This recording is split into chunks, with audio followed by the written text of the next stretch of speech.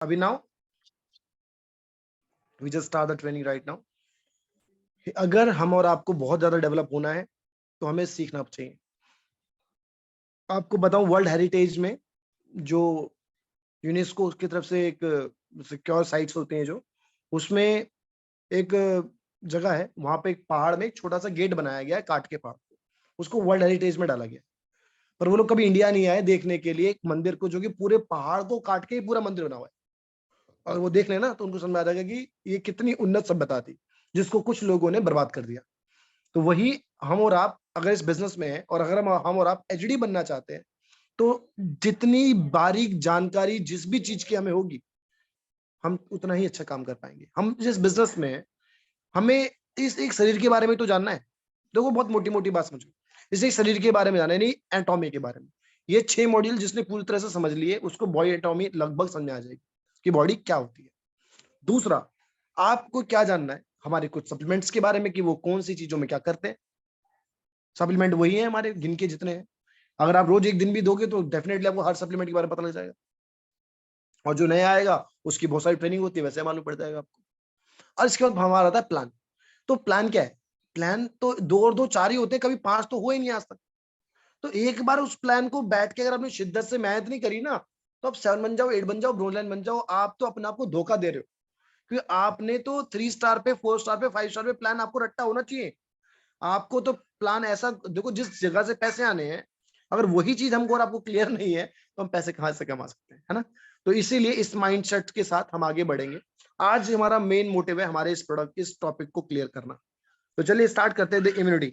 आज मैंने आपसे थोड़ा सा वक्त ज्यादा ले लिया, थोड़ा सा extra. I am really very sorry about this. 17-18 minute मैंने एक्स्ट्रा ले लिया आपके आज, कुछ 18 मिनट। तो मैं बस ये चाहूंगा कि हम बेहतर करें अब। चलिए स्टार्ट करते हैं द इम्यूनिटी। इम्यूनिटी हमारे शरीर की सबसे जरूरी चीज, और हम लोगों को अलग अलग बातें इम्यूनिटी के बारे में पता है।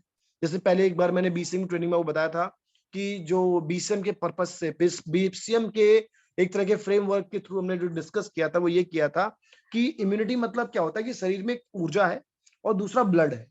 जब ऊर्जा ब्लड को धक्का मारता है, तो ब्लड जब बॉडी में रोटेट होता है, 96,000 किलोमीटर लंबी यात्रा करता है 1 मिनट के अंदर, तो उस घर्षण से जो ऊर्जा बनती है, वही ऊर्जा इम्यूनिटी है।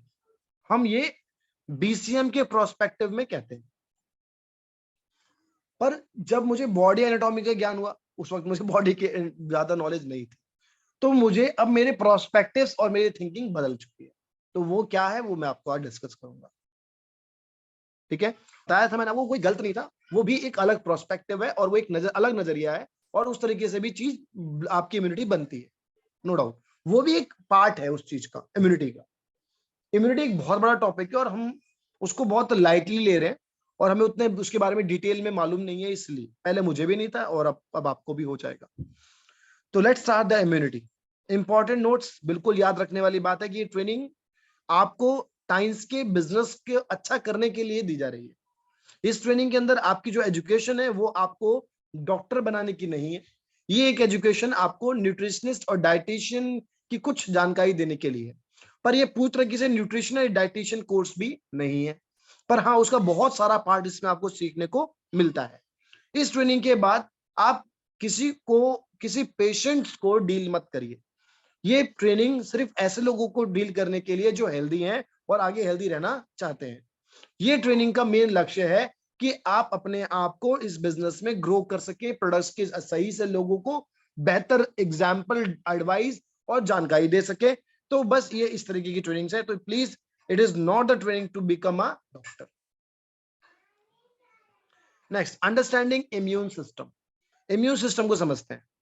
यहां पे एक एग्जाम्पल से समझाया गया इम्यूनिटी सिस्टम के बारे में, कि कुछ इम्यूनिटी सिस्टम कहां से शुरुआत होती है। इम्यूनिटी सिस्टम की, इम्यूनिटी सिस्टम की शुरुआत होती है औरत के गर्भ से। माँ के गर्भ से इम्यूनिटी सिस्टम की शुरुआत होती है। जब एक बच्चा अपनी माँ के गर्भ में होता है, तो वहीं पर उसका इम्यूनिटी सिस्टम तैयार होता है। और वो जो जगह, जिस जगह पे वो होता है, जिस घेरे में वो होता है, वो सबसे सुरक्षित घेरा है उसके लिए। वहां पर उसे बीमारियां नहीं हो सकती। अगर आपको कोई डॉक्टर में इन्फेक्शन हो गया, ये हो गया, वो गलत है। पेट में जिस जगह पर वो होता है, वो सबसे क्लियर जगह होती है, और वहां पर उसे किसी भी तरीके का इन्फेक्शन नहीं हो सकता। आज की डेट में आपके शरीर में कुछ गंद ऐसा डेड सेल्स हो सकते हैं जिसकी वजह से बच्चों के ब्रेन सेल्स में या नर्व्स में कहीं कुछ ब्लॉकेजेस हो जाए। इनिशियल स्टेज पे उसको रिमूव भी किया जाता है, आज की डेट में सब कुछ मुमकिन है। पर ज्यादा बेहतर बात बताई जाए तो यही है कि आपके बच्चे का जो इम्यूनिटी सिस्टम है वो गर्भ के दौरान सबसे मजबूत होता है। पर जैसे ही वो इस दुनिया में आता है और आने के 6 महीने से लेके 3 साल के बीच में उसका इम्यून सिस्टम गिर बहुत लो से लेके बहुत हाई की तरफ बढ़ता है। ठीक है, फिर 12 साल से लेके 45 साल की उम्र में इम्यूनिटी सिस्टम अच्छा रहता है और वो जल्दी खराब नहीं हो सकता। पर 47 के बाद इम्यूनिटी सिस्टम बहुत ज्यादा कमजोर हो जाता है। जैसे कि एग्जाम्पल के तौर पे जब बच्चे छोटे होते हैं और उनको वो इतने क्यूट होते हैं कि सब उनको गोदी में लेना चाहते हैं, प्यार करना चाहते हैं, गले लगाना चाहते हैं, खिलाना चाहते हैं और बहुत इंजॉय करना चाहते हैं बच्चों के साथ में। एम आई राइट? और उसमें क्या होता है कि लोग ना बहुत सारे बच्चों को किस करते हैं, उनके चीक्स पे किस करते हैं, उनके फोरहेड पे किस करते हैं। जब हम ऐसा करते हैं तो इसकी वजह से कुछ ऐसे बैक्टीरिया होते हैं जो बच्चों के आपके मुंह के जरिए आपके बच्चों में चले जाते हैं और उसकी वजह से आपके बच्चों को बहुत घातक बीमारियां होती हैं जो वो बोल भी नहीं पाता। जैसे एकदम से आप देखते हो बच्चे का एकदम से यार ये तो ठीक था कल तक, एकदम से उसको दस्त हो गए, या एकदम से उसे बुखार हो गया, या एकदम से इसकी पॉटी आई नहीं रही, या क्योंकि वो बोल ही नहीं पा रहा, उसे वो दूध पिला वो पी ही नहीं रहा, है ना। तो आप सोचोगे कि एकदम से अपने बच्चे को ये सब क्यों हो रहा है और आप समझ नहीं पाओगे कि यार ये तो ये हेल्दी था, आधे घंटे में से क्या हो गया। क्योंकि आपने ये देखा नहीं कि आधे घंटे पहले आपने किस हाथ से छुआ, या आपने उसे किस जगह पे सरफेस पे लेटाया था, या किस इंसान ने उसको किस कर लिया, या कौन सा छू के गया है।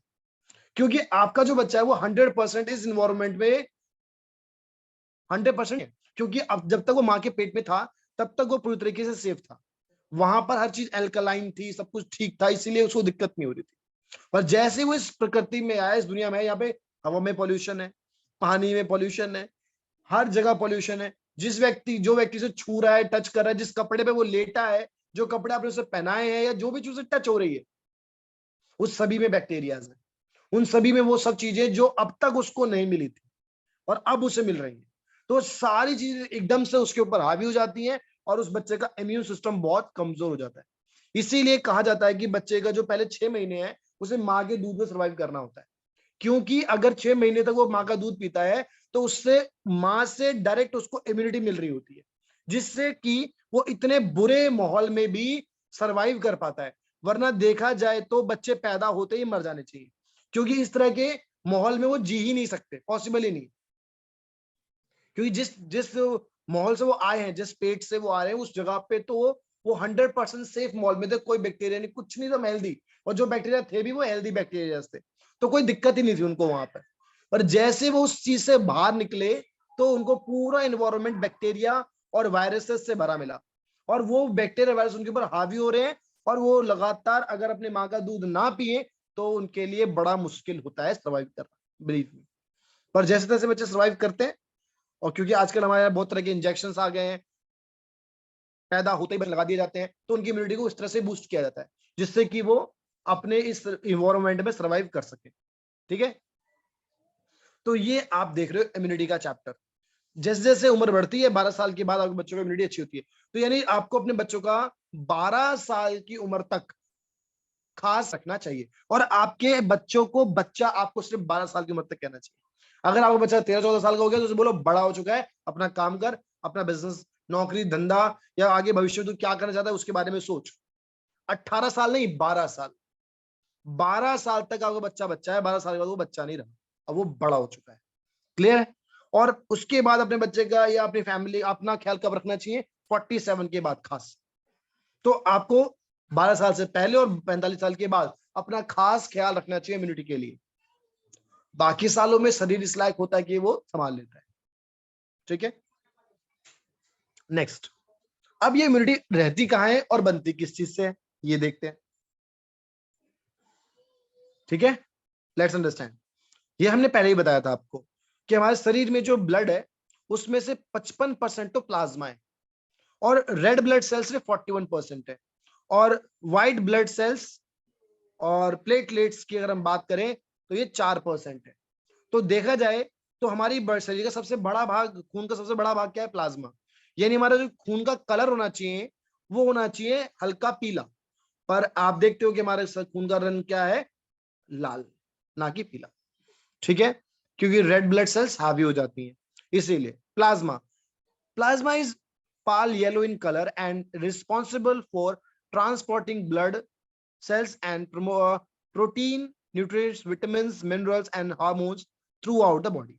यानी ये जो प्लाज्मा है इसका काम शरीर में ब्लड सेल्स को पहुंचाना है, प्रोटीन को पहुंचाना है, न्यूट्रिएंट्स, विटामिन और मिनरल्स को, हार्मोन्स को बॉडी में ट्रैवल कराने का इसका काम है।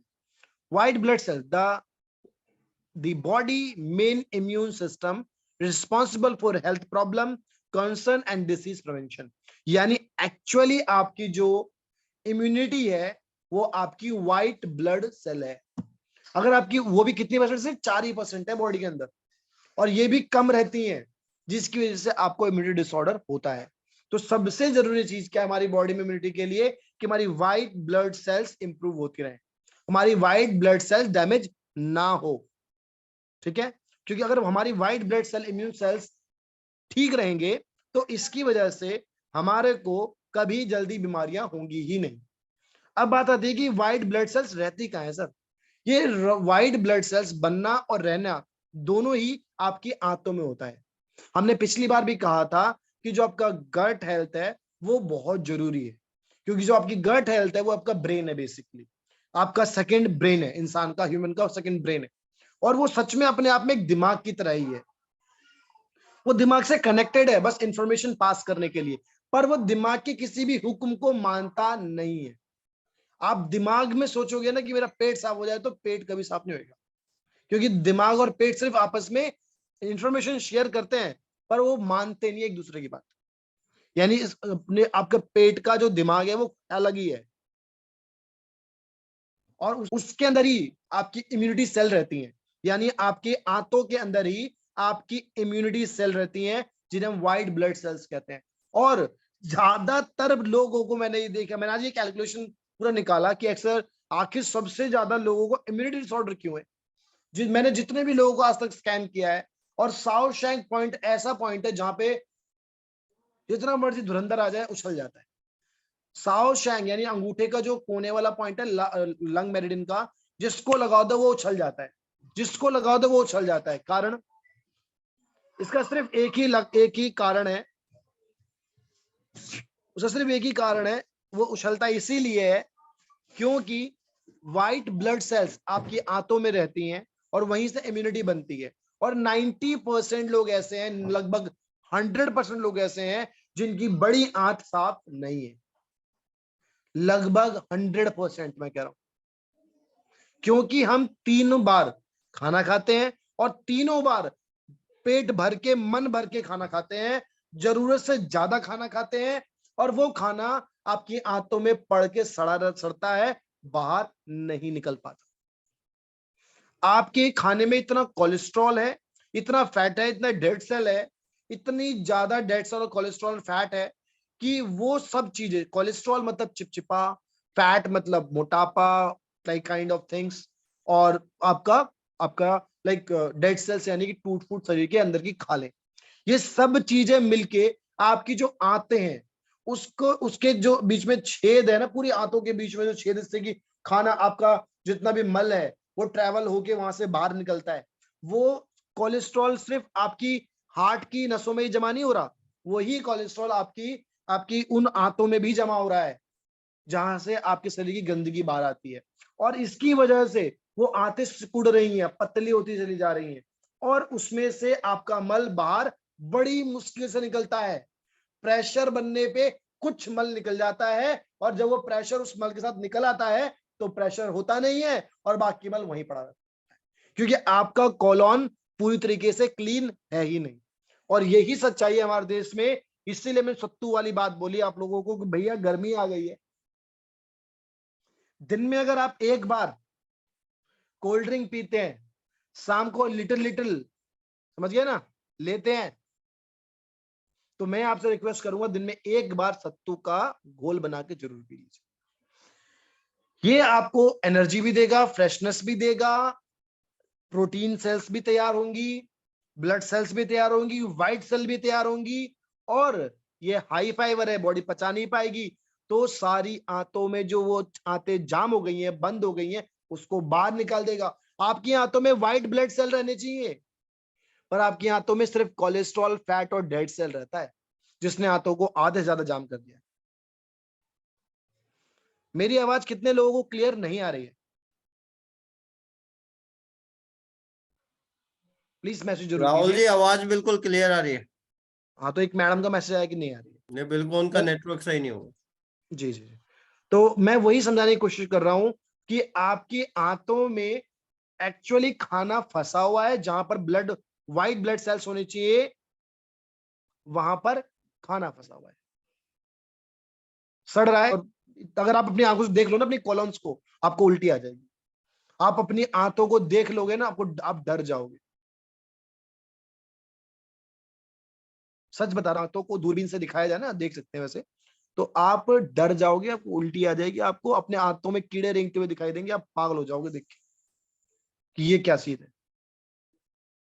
पिछले ने बताया भी था कि आपकी आंतों में 1000 तरीके के बैक्टीरिया होते हैं सिर्फ बड़ी आंतों में, और 700 प्रजाति के बैक्टीरिया होते हैं छोटी आंतों में।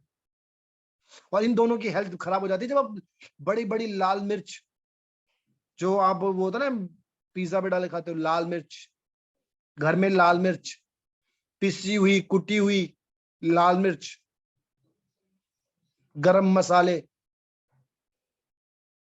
बिना उसके टेस्ट का आता है। मसाला इतना तेज कि गला जल जाए। वो गला तो जब जो वो गला जल रहा है ना, तो समझना वो ये बता रहा है कि तुम्हारी आंतों की लंका लग रही है, लंका वहां जला दिया गया आंतों। आंतों के अंदर जो बहुत छोटे छोटे बारीक बारीक फ्लोराज होते हैं, जो विटामिन मिनरल को सोखते हैं खाने में से, वो तबाह हो जाते हैं। वो बनने में कई समय लगते हैं। आपको एफओएस देखते हो? एफओएस क्या चीज है? हमारा एफओएस वही आंतों के अंदर फ्लोरा को जन्म देता है। पर वो जन्म क्या देगा यार, जब दिन में 3 बार आप इतना मसालेदार खाना खाओगे तो। टेस्ट के चक्कर में हमने अपने आप को इतनी ज्यादा प्रॉब्लम दे दी है, बहुत ज्यादा। चलिए, let's begin to the topic. तो रेड ब्लड सेल्स के बारे में हम बात कर रहे हैं।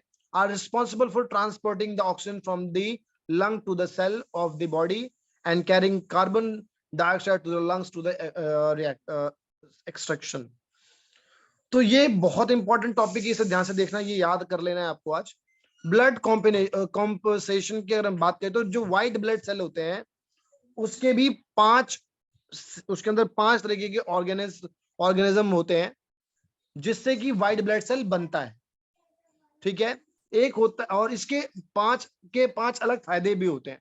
व्हाइट ब्लड सेल बेसिकली हमारे शरीर में एक तरह का डॉक्टर है। आप कहते हैं शरीर हमारा डॉक्टर है जो अपने आप को खुद ही ठीक कर लेता है, हम ये पढ़ते हैं सुनते हैं ना। तो एक्चुअली जो वो डॉक्टर है उसका नाम है व्हाइट ब्लड सेल। हमने रेड ब्लड सेल तो बहुत पढ़ा है, red blood cell, red blood cell, क्योंकि बहुत ज्यादा मात्रा में 41%। पर व्हाइट ब्लड सेल के बारे में नहीं पढ़ा, या कम पढ़ते हैं। बेसिकली व्हाइट ब्लड सेल ही आपका डॉक्टर है, जो आपको ठीक कर रहा होता है, अंदर से रिपेयर कर रहा होता है, और ये बहुत कम मात्रा में होता है। फिर भी बेचारा आपसे, आपके लिए मेहनत करता रहता है। इसको बढ़ाने के बारे में ना हम जानते हैं, ना पता है हमें इसके बारे में। चलिए, आज मैं वो बताऊंगा नहीं, उतना लंबा, वो टॉपिक अलग है। तो अभी हम व्हाइट ब्लड सेल पे बात करने वाले हैं। व्हाइट ब्लड सेल के 5 वो क्या फीचर्स हैं जिसकी वजह से आप हेल्दी रहते हो, लेट्स सी। ये है आपका न्यूट्रोफिल। ये एक तरह का एंजाइम है जो आपकी बॉडी में help stop micro organisms infections by eating them and destroying them with the enzymes. Basically ये एक तरह का बैक्टीरिया ही है जो कि आपके शरीर में जो इन्फेक्शन वाली चीजें उनको खा जाते हैं, और एंजाइम के साथ मिलकर ये काम करते हैं, जिसकी वजह से आपको ज्यादा दिक्कत है। 40 से लेकर 70% तक हमारी बॉडी में इनका बहुत जरूरी काम है। इसके बाद है हमारा लिम्फो क्रिस्टल। लिम्फो क्रिस्टल मतलब क्या हो गया, और ये कहाँ पे है? ये आप जो गर्दन देख रहे हैं, गर्दन, गर्दन के अंदर जो की नलियां हैं बहुत सारी, उसमें से एक नली है लिम्फ नोड। लिम्फ नोड कहते हैं उसको। लिम्फ नोड और लिम्फोसाइट अलग चीज है। लिम्फ नोड में मतलब नलियों में एक जगह पे एक नली फूल जाती है। बेसिकली गांठ तो नहीं होती, पर वो फूल जाती है। उसकी वजह से आपको टॉन्सिल्स फील होते हैं, या फिर आपको उसकी वजह से खाना घोटने में अजीब सी दिक्कत होती है, वो टॉन्सिल्स की वजह से है। और उसके लिए आपको आपके एक्वालाइफ से आपके हाथ में लिम्फ नोड का अंगूठे के नीचे एक पॉइंट दिया हुआ है, वहां पे उसे करेंगे तो वो इंस्टेंटली आराम हो जाएगा। और ये तभी होता है ऐसा लिम्फ आपको नोड, जब आपकी बॉडी में लिम्फोसाइटिक जो एसिड है वो डैमेज हो चुका होता है, यानी ये वाला सेल मर जाता है तब। Use antibodies to stop bacteria और वायरस फॉर्म, यानी ये बैक्टीरिया और वायरस को लड़ने में काम आता है, पर जब ये खुद मर जाता है तो ये आपको लिम्फ नोड हो जाता है। ठीक है, entering the body, B cells, lymphocyte kills these cells if they have been compromised by a virus or cancer cell, T cells, NK cell and lymphocytic। तो जैसे यहाँ पे वही बात समझाई जा रही है कि मैंने पहले भी बताया आपको कि कैंसर से टाइप एक नॉर्मल व्यक्ति को टाइप 1 कैंसर होने में 10 साल बीत जाते हैं, पर टाइप 1 कैंसर से टाइप 4 कैंसर होने में सिर्फ 6 महीने लगते हैं। सिर्फ 6 महीने के अंदर बंदा निपट जाता है। अगर डॉक्टर ने टाइप 1 पर भी उसको डायग्नोस कर लिया, तब भी 6 महीने के अंदर उसका प्रॉपर इलाज नहीं हुआ तो मर जाएगा।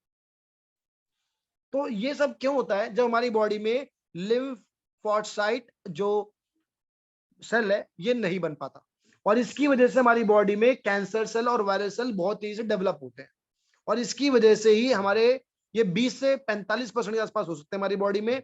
और अगर ये इतना रहे तो फिर हमें कैंसर जैसी प्रॉब्लम नहीं हुई। Monocyte become a macrophagous in the body and tissues, eating microorganism and getting rid of dead cells and while increasing immune system strength। ये हमारी बॉडी में डेड सेल्स को खाते हैं, उन्हें बाहर निकाल देते हैं, बॉडी को क्लीन करते हैं, जिसकी वजह से इम्यूनिटी इंप्रूव होती है। ये 10 से 10% के बीच में ही काम करते होते हैं। इसके बाद स्नोफेशियल हेल्प कंट्रोल इन्फ्लामेशन, यानी शरीर में डेड सेल ना बढ़े उसको रोकने में काम आता है। Specially active during the parasite infection. अगर आपकी बॉडी में कोई पैरासाइट इन्फेक्शन है, पैरासाइट इन्फेक्शन मतलब होता है कोई कोई कीड़ा चला गया हो दिमाग के अंदर, या दिमाग नहीं सॉरी, कोई कीड़ा जो बॉडी में ट्रेवल कर रहा है, पैरासाइट कहते हैं उसको। तो एक तरह का परजीवी, एक परिजीवी पैरासाइट होता है, जो कि एक तरह का जो आपके शरीर में ना पाया जाने वाला बैक्टीरिया है जो बाहर से आपकी बॉडी में चला गया है। तो ऐसे बैक्टीरिया से लड़ने के ये काम आता है। ठीक है, infected and the allergic reaction stop substance or other foreign materials from harming the body। ये 0 से 6% के आसपास ही बॉडी में होता है। तो basophils and produce enzyme during the asthma attack and collecting reactions. अगर आपको अस्थमा है तो उस टाइम पे ये वाला एंजाइम है जो उसको अस्थमा से आपको बचाता है, और ये 1% ही है बॉडी में। तो यहाँ पे अब 2 बड़ी बुक के बारे में आपको बता रहे हैं। इन बुक के पीडीएफ जितने भी लोगों को चाहिए प्लीज आप मुझे व्हाट्सएप करेंगे, मैं आपको ये बुक्स के पीडीएफ दे दूंगा। लगभग सारे ही मिल चुके हैं, जो नहीं होंगे वो ढूंढ लेंगे। लगभग बुक्स तो हैं, आपको भेज दूंगा। इंग्लिश में, हिंदी में नहीं है, सॉरी। तो जिसको इंग्लिश में आए वो प्लीज ये बुक्स को ले सकता है। The art of the medicine consists in the amusing the patients while nature cure the disease। यहाँ पे डॉक्टर योरसेल्फ के नाम से एक बुक आई थी, और इसको लिखने वाले हैं एंड्रयू डब्ल्यू सॉल पीएचडी।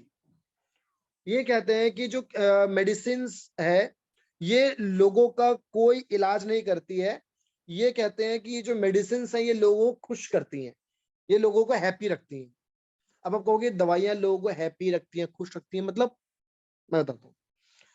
मतलब ये है कि जो फार्मास्यूटिकल्स है ये आपको खुश रखता है, इंग्लिश दवाइयां आपको खुश रखती हैं, आपको हैप्पी रखती हैं। हैप्पी कैसे रखती है? मान लीजिए आपको कोई सर दर्द हो रहा है, आपने गोली खाई और दर्द गायब, तो आप कैसे रहोगे? खुश रहोगे ना।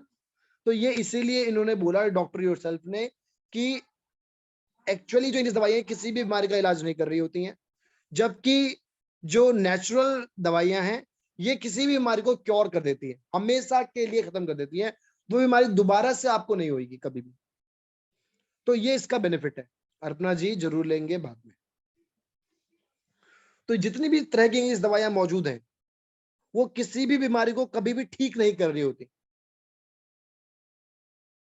बिल्कुल मैं वो शब्द नहीं बोलूंगा जो वाईटी ने ना कहा हो, वही बोलूंगा जो उन्होंने कहा। और उन्होंने ये बहुत क्लियर कई बार कहा कि इंग्लिश दवाइयां किसी भी तरीके से हमारा और आपका इलाज नहीं कर रही होती। वो एक तरह का ड्रग है, एक केमिकल है, एक ड्रग है, एक केमिकल है जो हमारा किसी का भी कोई भी इलाज नहीं कर रही होती। बस वो एक तरह की नशे की दवा है जिसको हमें लेना पड़ता है। और आपने सुना होगा कि बहुत से लोग बोलते हैं कि हमें इंग्लिश दवाई की हम हैबिचुअल हो गए, हमें उसकी आदत पड़ गई और छोड़ने के बाद हम ठीक नहीं रह सकते थे। और यह बात आप किसके बारे में सुनते हो? नशे के बारे में, कि हम दारू पीते हैं, छोड़ नहीं पा रहे हैं और हमें उसकी बहुत ज्यादा जरूरत है। बिल्कुल वैसे ही इंग्लिश दवाइयां भी एक तरह की नशे की चीज है और वो किसी भी तरह का कोई इलाज नहीं लेके आती, बस वो आपको खुश रखती हैं, जैसे कि इसमें कहा गया हैप्पी रखती है। यानी कि अगर आपके घुटनों में दर्द हो रहा है और आपने दवाई खाई तो वो दर्द का एहसास आपके ब्रेन को नहीं होगा और जिससे आपको ये लगेगा कि मुझे वो दर्द नहीं हो रहा, पर दर्द तो उतना ही हो रहा है, उतना ही तेज हो रहा है, पर आपको बस एहसास नहीं होगा उसका, आप उसे महसूस नहीं कर पाएंगे। आपके पेट में बहुत तेज के दर्द हो रहा है, आप उसे खाएंगे, खाते ही आपको दर्द का एहसास नहीं होगा, पर दर्द वही है। आपका ऑपरेशन हो रहा है, आपको एनेस्थीसिया दे दिया जाएगा जिससे पूरा पेट फाड़ के सारे काम हो जाएंगे, आपका किडनी विडनी सब धो धा के वापस लगा देंगे, पर आपको दर्द का एहसास नहीं होगा। और हर 5 घंटे में गोली खाते रहना है जब तक वो घाव पूरा ना भर जाए, जिससे दर्द का एहसास नहीं होगा। आप एक बार दवाई मत खाओ, आपको दर्द इतना फील होगा, अरे बड़ी दवाई, बड़ा दर्द हो रहा है भाई, दवाई खिलाओ, दवाई खिलाओ। पता दर्द, बस दवाई खाने से आपको दर्द का एहसास नहीं होता, इलाज नहीं हो रहा, ये याद रखना। Doctor is your self Andrew well, इन्होंने इस किताब को लिखा है जिसमें आप पढ़ सकते हो कि कोई भी इंग्लिश दवाई आपका इलाज नहीं कर रही है, बस वो आपको खुश रख रही है और आप खुश हो उससे। इसके बाद है spontaneous healing is the best doctor ever. Spontaneous healing मतलब क्या होता है? शरीर खुद से खुद को हील करता है, ठीक करता है, और उसके लिए आपके शरीर को एक बेटर कंडीशन में होना चाहिए। आपका शरीर एक बेटर कंडीशन में होगा तो वो अपने आप को जल्दी से जल्दी किसी भी बीमारी में रिपेयर कर सकता होगा। पर आपको ये नहीं पता कि आपकी बेहतर कंडीशन क्या है और शरीर को कैसे ऐसी कंडीशन में रखना है जिससे कि शरीर चोट खाते ही खुद को ठीक कर ले। जैसे छिपकली की पूंछ कटी और वापस से निकल आती है कुछ ही घंटों में, कुछ महीनों में, महीने कह रहा हूं, कुछ एक दिनों में, वैसे ही आप भी अपने आप को बहुत जल्दी रिपेयर कर सकते हो, बहुत फास्ट ठीक कर सकते हो। और ये स्पॉन्टेजियस हीलिंग के नाम से एक बुक है, the New York time best selling book है ये, और ये के जो राइटर है वो खुद भी एक एमडी है, एंड्रयू वेल एमडी। तो पहली जो बुक थी वो एक पीएचडी होल्डर की थी और दूसरी बुक एक एमडी की है। इस ट्रेनिंग के बाद एमडी के ऊपर एक वीडियो में दिखाऊंगा जरूर, जो लोग एंड तक टिके रहेंगे आज वो वीडियो देखने वाले हैं, एक ऐसा वीडियो जिसमें खुद एक डॉक्टर अपने मुंह से बता रहा है कि एक एमडी होना कितना घातक है इस दुनिया के लिए, एक एमडी डॉक्टर होना। तो वो वीडियो मैं आपको दिखाऊंगा। चलिए जल्दी जल्दी आगे बढ़ते हैं। Free radicals attack and oxidative stress. हम इस पूरी 6 मॉड्यूल्स में सबसे ज्यादा हमने किसी टॉपिक पे बात किया है तो वो फ्री रेडिकल्स है और ऑक्सीडेटिव स्ट्रेस है।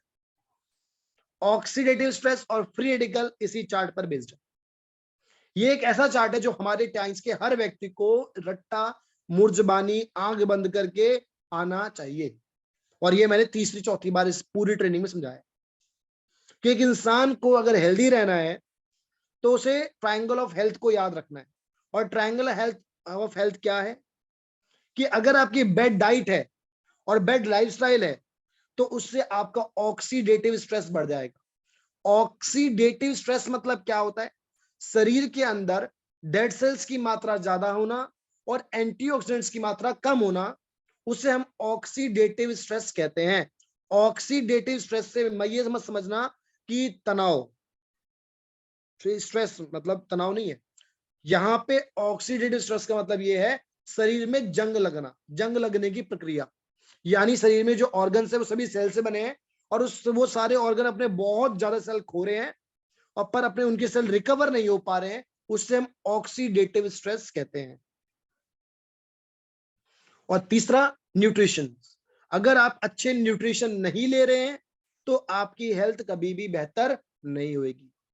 तो bad diet, bad lifestyle, oxidative stress बढ़ेगा, और अच्छे न्यूट्रिशन ना लेने की सूरत में आप पूरी तरीके से बीमार हो जाएंगे। ठीक है, और हम बात कर रहे हैं ऑक्सीडेटिव स्ट्रेस के बारे में और डिटेल में। फॉर्मेशन ऑफ फ्री रेडिकल्स, ऐसा नहीं कि हमारी बॉडी में फ्री रेडिकल्स होना नहीं चाहिए या डेड सेल नहीं होने चाहिए। हमारी बॉडी में एक लिमिटेड मात्रा में फ्री रेडिकल और डेड सेल्स होने जरूरी है, जो कि हमारे शरीर में पैथोजेनिक बैक्टीरियाज और ऐसे पैरासाइट जो हमें नुकसान पहुंचा सकते हैं, या कुछ ऐसे केमिकल जिसकी वजह से हमें नुकसान हो सकता है, ये डेड सेल्स और ये फ्री रेडिकल्स उनको खा जाते हैं, जिससे हमारी हेल्थ अच्छी रहती है। यानी ये भी हमारे लिए एक गार्ड की तरह ही काम करते हैं डेड सेल्स। पर जब इनकी मात्रा एक्सेस हो जाती है, ज्यादा डेड सेल्स हो जाते हैं, बहुत ज्यादा डेड सेल्स बढ़ जाते हैं, तो वही डेड सेल्स हमारे ऑर्गन पे हमला करके हमारे ऑर्गन को बर्बाद भी कर देते हैं। समझ रहे आप? तो डेड सेल्स होना चाहिए, ऐसी कोई गलत बात नहीं है डेड सेल होना, पर एक्सेस मात्रा में डेड सेल्स आपको बीमारी के तरफ लेके जाएंगे। मैंने अभी म्यूटेशन के बारे में कहा था। म्यूटेशन, म्यूटेशन मतलब होता है म्यूटेट होना, यानी पूरी तरह बदल जाना। लाइक म्यूटेशन यानी बदलाव। एग्जाम्पल के तौर पे, कोई बच्चा छोटा सा दिखने में, उसका शकल वकल बाल वाल लगते हैं, और बड़ा होने के बाद तो ये तो पहचान में नहीं आता, तो वो उसका सेल पूरा चेंज होके वो एक बड़े एडल्ट में कन्वर्ट हो गया। या आप कह सकते हैं म्यूटेशन मतलब चेंज होना, मतलब कोई चीज अपने असली आकार से या अपने असली सूरत से चेंज होके बिल्कुल ही डिफरेंट आकार या सूरत ले ले, उसे हम म्यूटेशन कहते हैं। फॉर एग्जाम्पल, अगर आप हॉलीवुड मूवीज कभी देखते हो, तो इंसान के दिमाग में पैरासाइट घुस जाने के बाद वो ज़ॉम्बी में कन्वर्ट हो जाता है। दैट इज कॉल्ड म्यूटेशन, यानी इंसान का बदलाव हो जाना, चेंज हो जाना, उसको पूरी तरह बदल जाना। यानी शरीर, उसके हाथ पांव शरीर कट गए, उसके बाद भी वो जिंदा है और चल रहा है। That's called mutation. तो आजकल ये म्यूटेशन हमारे शरीर में हो रहा है बहुत बड़े पैमाने पे, बहुत बड़े पैमाने पे। हमारे देश में नहीं, लगभग पूरे वर्ल्ड में ये प्रॉब्लम बढ़ रही है म्यूटेशन की। हमारा डीएनए म्यूटेट हो रहा है। म्यूटेट होने की वजह से कुछ आदमी औरत में कन्वर्ट हो रहे हैं और औरत आदमी में कन्वर्ट हो रही है, जो आप देख रहे हो आजकल बहुत बड़े पैमाने पे। ये सेल म्यूटेशन की वजह से होता है। सेल म्यूटेशन डैमेज होने, और यहां तक कि जो लड़का ही है, फिजिकली बिल्कुल लड़का है, और वो उस मेंटली भी लड़का ही है, मतलब ऐसा उसका कोई केस नहीं है गे वाला, उसके बावजूद भी वो अपने अगर खाने को टाइम, मतलब जो वो अल्कोहलिज्म बहुत ज्यादा लेता है, सिगरेट बीड़ी गुटखा बहुत ज्यादा यूज कर रहा है, और बहुत अल्कोहल ले रहा है, तो उसके ऑर्गन्स चेंज होने लग जाते हैं, और उसके अंदर ऐसे हार्मोन्स आते हैं जो कि उसको एक लेडीज की तरह बना सकते हैं, पूरा औरत में कन्वर्ट कर सकते हैं, और एक औरत को आदमी में भी कन्वर्ट कर सकते हैं। इसे बोलते हैं डीएनए म्यूटेशन। और डीएनए म्यूटेशन होने के बहुत सारे कारण हैं, जैसे कि यूवी लाइट्स। आज की डेट में सूरज से जो निकलने वाली जो यूवी रेज हैं, वो आपके सेल्स को सीधे सीधे डैमेज कर सकती हैं। इसीलिए मैं तो ये नहीं कहूंगा कि सूरज के धूप में जाके बैठो, प्रकाश में बैठो, ऐसे मैं नहीं कहूंगा अभी आपको, क्योंकि आज की डेट में वैसा वाला सूरज नहीं रहा जैसे पहले कभी था। ये जो सूरज आपके सर पे चमक रहा है ना, ये बहुत तेज है, बहुत ज्यादा ही तेज। और आज आपकी जो ग्रीन हाउस गैस है वो भी उतनी अच्छी रही नहीं। इसीलिए जब सूरज चरम सीमा पे हो तब उसके साथ ना बैठा जाए। जब सूरज सुबह निकल रहा है या शाम को ढल रहा है 3-4 बजे के बाद, या सुबह सुबह मॉर्निंग में, तब आप सूरज को फेस करेंगे तो may be it is good for you. But in the day time you should avoid sunlight, I think. दूसरा, इस तरह की डेड सेल्स की वजह से इन्फ्लामेशन बहुत बढ़ता है, सेल पूरा चेंज होता है, व्हाइट सेल मर जाते हैं और डेड सेल्स बहुत ज्यादा बढ़ जाते हैं।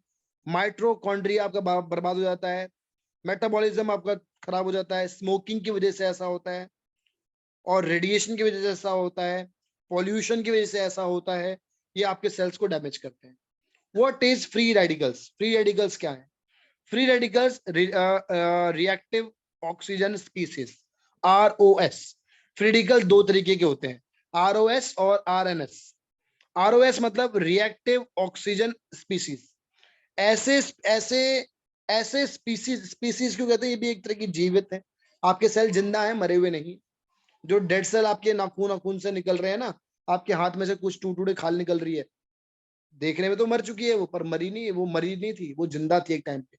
उसका अपना दिमाग था, माइटोकॉन्ड्रिया, वो सोच सकता था, जो मर गया है। जैसे आप सोच सकते हो, आपके शरीर का एक कण जिंदा है, वो सोच सकता है। आप अकेले ही इंसान नहीं हो, आपकी पूरी बॉडी इंसान है, आपका हर एक सेल जिंदा है, और वो बाबा वो सोच सकता है, उसके अंदर सोचने की क्षमता है। ठीक है, तो ऐसे free radicals reactive oxygen cells, ये ऐसे स्पीसीज होते हैं जो बहुत बड़ी मात्रा में रिएक्टिव होते हैं और तबाही मचाते रहते हैं बॉडी के अंदर। इनको ऑक्सीजन चाहिए होता है अपने आप को स्टेबलाइज करने के लिए। ऐसे सेल जब किसी की बॉडी में डेड सेल्स रेड रेडिकल्स बड़ी मात्रा में है, तो उनके लिए Fe+ देना बहुत जरूरी है, जिससे कि उनकी पूरे सेल्स को प्रॉपर ऑक्सीजन मिल सके और वो जल्दी से रिकवर हो सके। इसीलिए Fe+ एक बहुत अच्छा जरूरी प्रोडक्ट है। जब वो कोई देख के लगे ना इसकी बॉडी में बहुत ज्यादा फ्री रेडिकल्स है, फेस पे नजर आता है कि उसके फेस अजीब सा हो जाएगा, चमक नहीं होगी फेस पे, फेस थोड़ा वैसा लगेगा कि दूसरा सा फेस है, मतलब बहुत ज्यादा धूल जैसा है, मतलब एकदम आपको चेहरे पे डलनेस दिखाई देगी, कोई चमक नहीं होगी, बिल्कुल फ्रेश नहीं होगा, ऑयली जैसा का फील होगा। तो मतलब डेड सेल्स की मात्रा बहुत ज्यादा है। तो ऐसे व्यक्ति के आप Fe+ जरूर दो, और लंबे समय तक दो, जिससे कि उसकी बॉडी के ROS यानी रिएक्टिव ऑक्सीजन स्पीसीज को ऑक्सीजन मिल सके और वो हेल्दी हो सके। दूसरा, रिएक्टिव नाइट्रोजन स्पीसीज यानी RNS। reactive nitrogen species are generated by our body by various endogenous system exposed to different physiochemical condition or pathological states. A balance between free radicals and antioxidant is necessary for proper physiological function.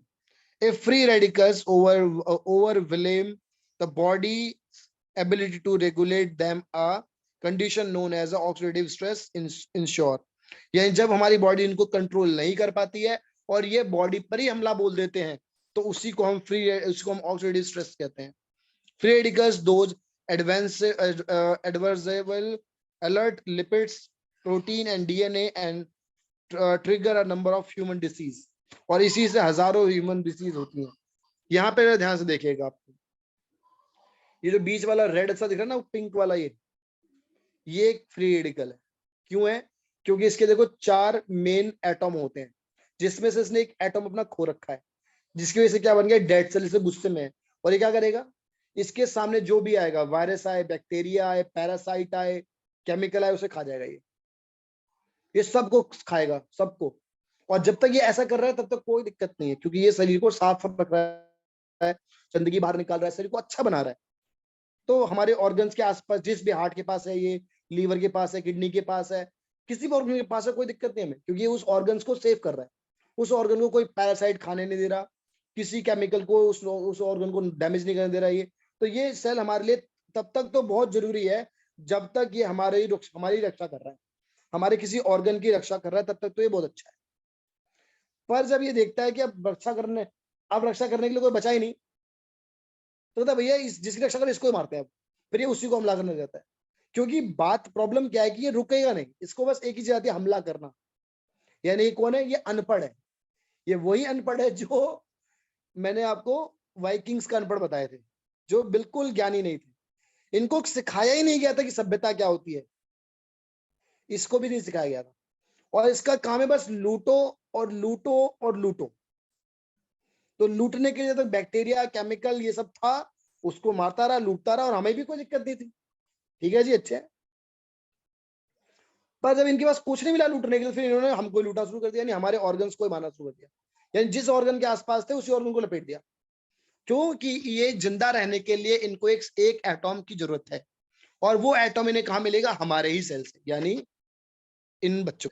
ये प्यारे से green cell जो दिख रहे हैं, ये हमारे organ के हेल्दी सेल होते हैं, जिनके पास अपने चारों एटम होते हैं, जिससे ये स्माइली होते हैं और हेल्दी होते हैं, इनको कोई दिक्कत नहीं होती। पर ये जो एक फ्री रेडिकल है, इसने अपने आप को हेल्दी बनाने के लिए क्या करना है? एटॉम चाहिए, ऊर्जा चाहिए। तो ये एटॉम यानी ऊर्जा को इसको मारता है, इसका एटॉम छीनता है और खुद को स्टेबल कर लेता है, शांति पड़ गई। पर जैसे ही इसको मार देता है तो ये डेड सेल में बन जाता है, तो ये तबाही मचाने लग जाता है। ये दूसरों को मारता है, वो तीसरों को मारता है, वो चौथे को मारता है। ऐसे ही एक दूसरे को मारते मारते पूरे ऑर्गन को सड़ा देते हैं। यानी पूरा का पूरा एक ऑर्गन, जैसे आप देखते हो ना, एक आपका हार्ट सूज गया है, लीवर सूज गया है, या किडनी सूज गई है, या किडनी में इन्फेक्शन हो गया है, या लीवर में इन्फेक्शन हो गया, वो कुछ भी नहीं है, कोई सूजन नहीं, कोई इन्फेक्शन नहीं। बताओ क्या हुआ है? इन्फ्लामेशन। इन्फ्लामेशन हुआ है असलियत में। इन्फ्लामेशन मतलब क्या होता है? जंग लग गया है। जंग लगना मतलब क्या हो गया है? ये डेड सेल ने हमले बोल दिए हैं। वो ऑर्गन को पहले 1 को मारा, 2 को मारा, 20 को मारा, 100 को, 1000 को, लाख को, करोड़ को, और उसके बाद वहां पे एक धब्बा बन गया। डॉक्टर बोल रहा है तुम्हारे ना लीवर के पास एक धब्बा बन रहा है। फिर बोल रहा है कुछ महीने बाद, नहीं तुम्हारे पूरे लीवर के आसपास एक बड़ी सूजन सी हो गई है। वो सूजन कुछ नहीं है, वो बहुत बड़े पैमाने पर वहां पे डेड सेल ने हमला करके उन्हें कमजोर कर दिया है। फिर कुछ दिनों बाद बोलता है तुम्हारा पूरा लीवर फूल गया है, मतलब पूरे लीवर पे आपके डेड सेल ने हमला करके वहां पे ये हाल पहुंचा दिया है। फिर कुछ दिनों बाद तुम्हारा लीवर सोरोसिस हो गया है, यानी लीवर पे फोड़े निकल आए हैं अंदर। क्या? लीवर पे घाव हो गए हैं। अरे ये कैसे हो गया? तब नहीं बताया था उसको कि डेड सेल ने ये सब किया, वो नहीं बताया उसने। नहीं, अब तो फोड़े फुंसी हो गए, इसके ऊपर बहुत ज्यादा, मैं तुम्हें दवाई देता हूँ जो अंदर से सुखाएगा इसको। ठीक है। फिर कुछ दिनों बाद बोलता है तुम्हारा ये भी ठीक नहीं हुआ, अब तो तुम्हें लीवर कैंसर ही हो गया, तुम्हारा लीवर फेल गया, तुम मर जाओगे, अब कोई इलाज नहीं है इसका। शुरुआत कहां से हुई थी? इस एक सेल से, इस एक फ्री रेडिकल ने ये तबाही मचाई। और ये सिर्फ लीवर के साथ नहीं है, ये किडनी के साथ है, हार्ट के साथ है। हर बॉडी की बीमारी के कारण जो है ना, वो ये ही डेड सेल है। देख लो, ये डेड सेल है जो आपको धूल मिट्टी से मिल रहा है, आपके खाने पीने से मिल रहा है, आपके खाने के बर्तन में मिल रहा है, आपके हाथ ना धोने की वजह से मिल रहा है। अरे भूख लगी है, लाओ खाओ लपेटो, हाथ धोया नहीं आपने, आपने हाथ वॉश नहीं किया,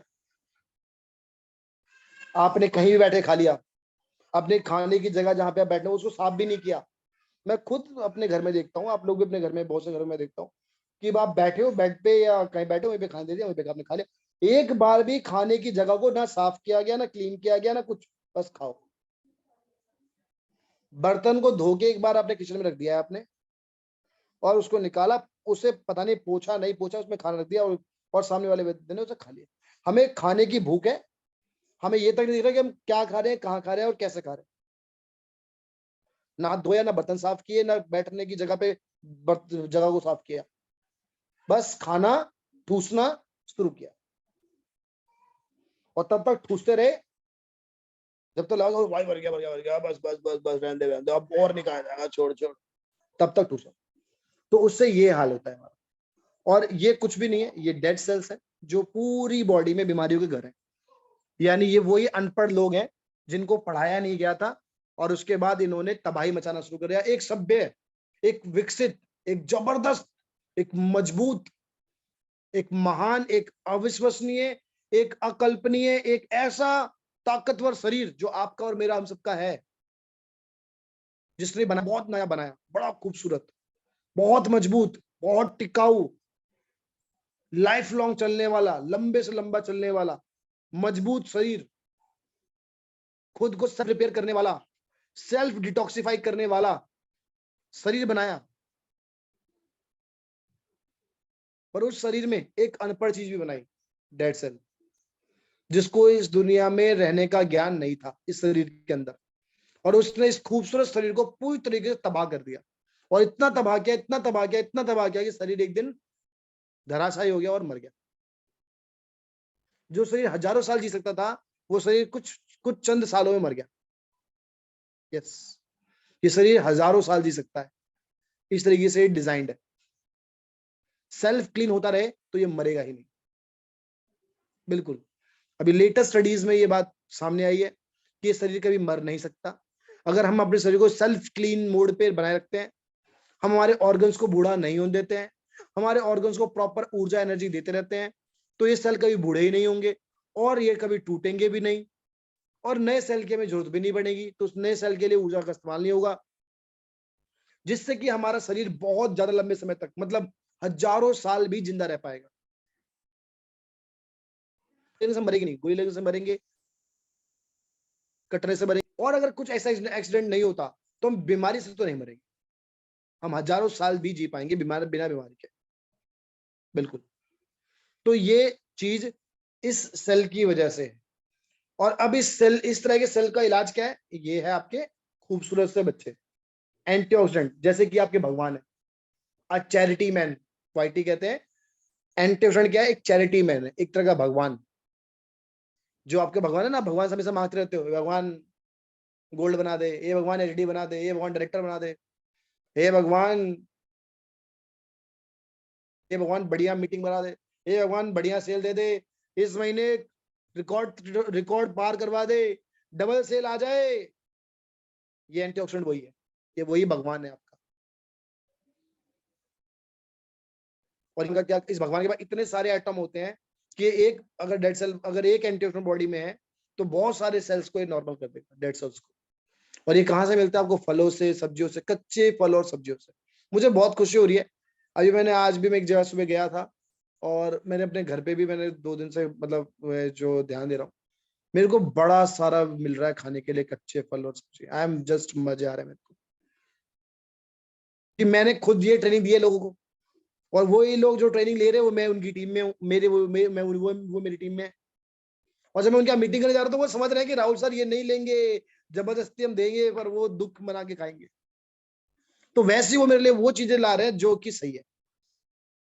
और मुझे बहुत खुशी हो रही है यार, क्योंकि जब आपकी वजह से कुछ बदलाव होता है ना, तो वो बहुत खुशी होती है आपको, मतलब बिलीव मी। मैं ऑफिस में भी देख रहा हूँ चीजें बदल रही हैं, बढ़िया चीजें आ रही है खाने के लिए।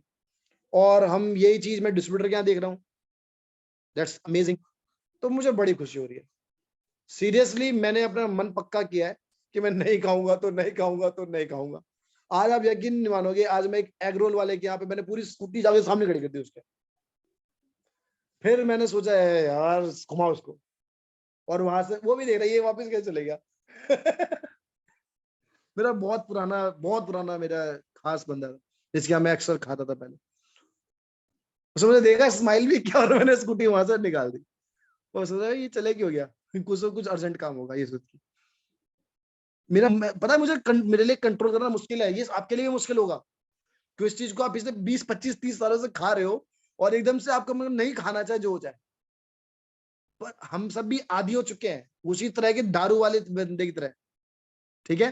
तो हमें उससे अपने आप को कंट्रोल करना, इट इज वेरी नेसेसरी। वरना इस तरीके के आप लोगों के साथ भी होगा, म्यूटेशन सेल्स होंगे आपके। यहाँ देखो, एक अच्छा सा सेब होता है, उसे काट के रखते हो 1 2 घंटे में ऐसा हो जाता है, और 1 2 दिन के बाद वो ऐसा हो जाता है, और कुछ दिनों के बाद वो खत्म हो जाता है वहां से। अगर आपने अपना ध्यान नहीं रखा तो आप इतने सुंदर हो, डेड सेल घुसेंगे, बढ़ते जाएंगे बढ़ते जाएंगे। देखो आप जब पैदा होते हो कितने सुंदर होते हो, आपकी स्किन कितनी अच्छी होती है, स्मूथ होते हैं बिल्कुल, लोग छूते हैं आपको बार बार। जितना छुएंगे ना आपके बच्चों को लोग, उतना ज्यादा आपके बच्चों के पास बैक्टीरिया जाएगा, और उतना ज्यादा उनकी स्किन खराब होती जाएगी। एक चलिए, जितने ज्यादा लोग उन्हें छू रहे हैं, उतने ज्यादा डेड सेल उनके पास जा रहे हैं, और वो बैक्टीरिया, वो डेड सेल्स उनके शरीर को ऐसा बना रहे हैं, दूसरे एप्पल की जगह, सेकंड एप्पल की जगह पे। पैदा तो पहले एप्पल तरह हुए थे, पैदा होने के कुछ घंटों में, कुछ महीनों में वो ऐसे एप्पल बन जाते हैं, कुछ सालों में ऐसे हो जाते हैं, और कुछ और सालों में उनकी झुर्रियां आ जाती हैं, कुछ और सालों में उनकी खाल पूरी तरह लटकने लग जाती है, कुछ और सालों में उनकी हड्डी का ढांचा बचता है, शरीर खत्म हो जाता है पूरा, म्यूटेशन, शरीर पूरा चेंज हो गया। तो normal cell, cell attacked by the free radicals, और cell with the oxidative stress. जब आपको बहुत ज्यादा ऑक्सीडेटिव स्ट्रेस है, आपकी बॉडी में डेड सेल्स की मात्रा बहुत ज्यादा है, तो आपके सेल की ऐसे हाल हो जाती है, ऐसे टुकड़ा हो जाता है आपके सेल का, जो एकदम स्मूथ सा पिच्चा, एकदम क्यूट सा आपका सेल होता है ना, वो ऐसा हो जाता है कूड़े तरह। तो oxidative stress occurs any time. Oxidative stress जो है वो कभी भी हो सकता है, और ये नहीं कि ये होने में वक्त लगता है, ये कभी भी हो सकता है, इंस्टेंट हो सकता है। Oxidative stress occur any time, exist an imbalance between antioxidant and free radicals। कुछ भी नहीं है, आपकी बॉडी में एंटीऑक्सीडेंट की मात्रा कम है और फ्री रेडिकल की मात्रा ज्यादा है, तो उसे ऑक्सीडेटिव स्ट्रेस कहते हैं। Resulting in imbalance of unchecked at reactive free radical species, reactive free radical species oxidative stress result in damage to DNA। अगर आपकी बॉडी में लगातार ऐसा ही होता रहा तो आपका डीएनए ही चेंज हो जाएगा, और जब आपके बच्चे पैदा होंगे तो वो ऐसी बीमारी के साथ पैदा होंगे जो जिसको आपने अपने शरीर में पैदा किया था, वो बीमारी अब आपके बच्चों के शरीर में ऑटोमेटिक पैदा हो जाएगी आपके अंदर पैदा होने से। तो आप जो गलतियां कर रहे हो ना, उससे सिर्फ आप नहीं भुगतने वाले, आपकी आने वाली पीढ़ियां भुगतेंगी भाई साहब, उनकी पीढ़ियां भुगतेंगी। और आपको क्या फर्क पड़ता है, आप क्या देखने वाले हो उनको? आपके बच्चे को, किसी को, पोते को हो जाएगा तो आपके किसी पोते को मान लो पैदाइशी कैंसर होगा, वो किसको कोसेगा कि यार मेरा कैसा दादा था, उसको कैंसर हो गया तो उसने अपना इलाज नहीं किया, और साले मेरे पापा को हो गया फिर मेरे को भी हो गया? ये होएगा। पहले के बच्चे अपने दादा को होता, मेरे दादा इतने अमीर थे, इतने अट्टे कट्टे थे, इतने लंबे थे, तो आपके बच्चे क्या बोलेंगे, आपके पोते, मेरे दादा को तो कैंसर था, उनकी वजह से मेरे पापा को, फिर मुझे भी पैदाइशी, मेरे पापा को तो बीपी था, शुगर था, दादा को, मेरे पापा को भी हो गया, उनसे फिर मुझे भी हो गया। क्योंकि भविष्य में तो एजुकेशन बढ़ेगी ना, बच्चों बच्चों को पता होगा कि म्यूटेशन क्या होता है, बच्चे बच्चों को पता होगा कि कैसे जनरेटिव डिसीज होती हैं, और ये आपकी वजह से उनको मिली। तो अपना ख्याल आप नहीं रख रहे, तो आप अपना नहीं रख रहे, अपने आने वाली पीढ़ियों को बर्बाद कर रहे हो। Oxidative stress resulting in damage to DNA, protein and lipids, and can have dramatic effects. ROS are involved in the pathogenesis of the multiple inflammatory disease such as arteries, cardiac and cerebrovascular dysfunctions and the cancer. तो यही है, आपके इस behaviour की वजह से, आपके खान पीन की वजह से, एक्सेस खान पीन की वजह से, ऑयली खान पीन की वजह से, बिस्किट नमकीन के पीछे पागल होने की वजह से, समोसे के लिए, ब्रेड के लिए, मेरे को भी बहुत ज्यादा पागलपन है। ऐसी बात नहीं कि मैं बहुत अच्छा बंदा हूं, मैं कभी नहीं खाता था, मैंने बहुत ज्यादा खाया है। बिलीव मी, आप उधर जैसे पूछो, हमेशा जो एक्स्ट्रा होता था, राहुल साहब राहुल तू खाएगा? हाँ मैं खा लूँ, हमेशा खाया मैंने एक्स्ट्रा समोसा, हमेशा, बिलीव मी। पर स्टिल मैंने विश्वास किया कि मैं खुद को तबाह नहीं कर सकता, मैं अपनी जनरेशन को बर्बाद नहीं कर सकता, एंड इसीलिए मैंने अपने आप में ऐसा कंट्रोल किया। मुझे भी लंबा जीना है, मैं भी भविष्य देखना चाहता हूँ, मैं भी चाहता हूँ मरने से पहले एलियंस को देख के जाऊं, है ना? तो उसके लिए जिंदा रहना पड़ेगा, और जिंदा रहने के लिए सब चीज छोड़नी पड़ेगी। यहां देखो कैसे होता है DNA mutation. Free radicals and damage your cells. Free radicals can damage DNA leading to mutation. If the cell is unable to repair the damage, it is will be deleterious, resulting in the tumor development by losing cell control. यहाँ पे example दिया है, healthy cell and DNA. एक healthy cell और DNA ऐसा दिखता है, बिल्कुल क्लियर क्रिस्टल बढ़िया, पर जैसे ही उसमें फ्री रेडिकल अटैक होता है तो सेल ऐसे टूट जाता है, आपका जो डीएनए है वो अंदर से ऐसे बर्बाद होता है। पहले देखो, पहले सेल बर्बाद हुआ करते थे, पर आजकल डीएनए बर्बाद हो जाता है कि डैमेज म्यूटेड सेल रिप्लेस्ड, जिसको शरीर रिपेयर नहीं कर सकता। यानी इस तरह का अगर आपका डीएनए हो गया या सेल हो गए, तो एंटीऑक्सीडेंट खा के भी आप इसे रिपेयर नहीं कर पाओगे, और ये बीमारी आपको, आपके बच्चों को, आपकी आने वाली पीढ़ियों को मिलेगी। तो इसीलिए आपका सेल डैमेज हो रहा था तब तक तो ठीक था, पर जब से डीएनए डैमेज होना स्टार्ट हो चुका है ना, तो ये बड़ा प्रॉब्लम है। आज जितने भी लोगों को पैदाइशी शुगर, डायबिटीज जैसी बीमारियां हो रही है ना, बीपी, थायराइड, टकलापन, जो भी हो रहा है, वो सब उनके जनरेटिव्स है, यानी उनके पूर्वजों से उसको मिली हुई बीमारियां हैं। और आपको तो बड़ी घातक बीमारियां हो चुकी हैं, आपके बच्चों को क्या होगा ये सोचो।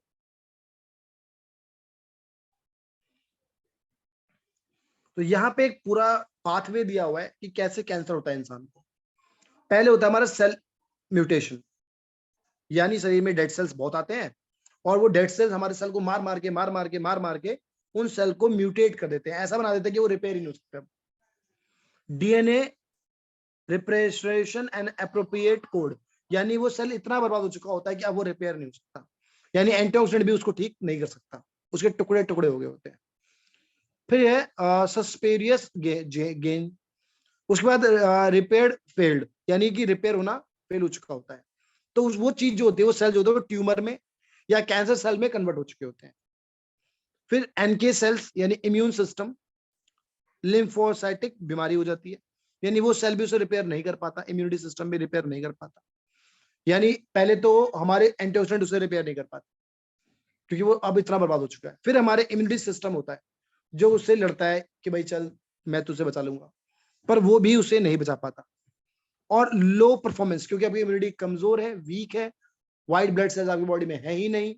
आपके कॉलोन्स जहां पे व्हाइट ब्लड सेल रहना चाहिए वहां पे सिर्फ और सिर्फ क्या है, गंदगी है, वहां कचरा भरा हुआ है, वहां पे सिर्फ cholesterol, dead cell, free radical का कूड़ा है, एकदम जाम पड़ी है नालियां। तो आपका इम्यून सिस्टम जो है वो लो परफॉर्म कर रहा है, जिसकी वजह से ट्यूमर और कैंसर जो कि सेल था अब वो कन्वर्ट होके एक बीमारी में बन चुके हैं।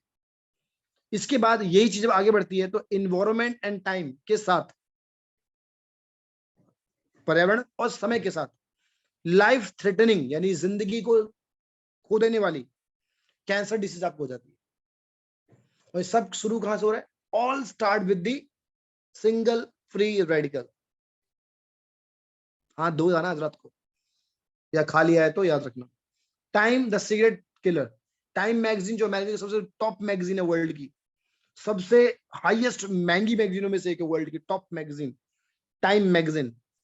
उसकी कवर पेज पे एक बार ये छप के आया था, द सिगरेट किलर, कि एक रहस्यमय किलर है जो आपको मार रहा है, और उसका नाम है the surprising link between inflammation and heart attack, cancer, Alzheimer and other disease, what you can do to fight it. ये उस पे लिखा था उस मैगजीन के ऊपर, द सिगरेट किलर, यानी एक ऐसा किलर है जो रहस्यमय तरीके से आपकी जान ले रहा है। अप्रैल 2004 में टाइम मैगजीन पे छपा था, और उस किलर का नाम था द सरप्राइजिंग लिंक बिटवीन। उस किलर का जो लिंक है वो है इन्फ्लामेशन से।